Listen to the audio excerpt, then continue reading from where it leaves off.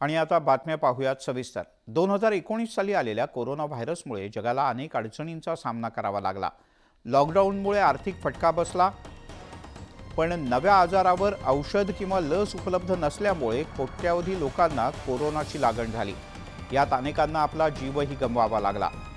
कोरोनानंतर आता जगावर एक नवीन संकट घोंगावत आहे। जपानमध्ये सध्या एका विचित्र बॅक्टेरियाचं संक्रमण होतंय। ग्रुप ए स्ट्रेप्टोकोकस हा बॅक्टेरिया मानवी शरीरात शिरल्यानंतर 48 तासात रुग्णाचा मृत्यू होतो।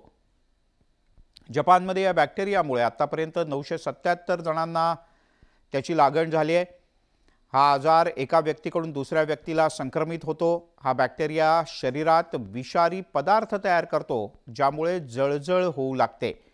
यानंतर शरीरातील ऊतींचं नुकसान झाल्यामुळे शरीरभर सूज येते आणि मग हे बॅक्टेरिया रुग्णांचं मांस खाण्यास सुरुवात करतात।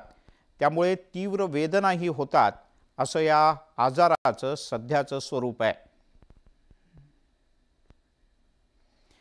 या आजाराची लक्षणं काय आहेत त्यावर एक नजर टाकूयात।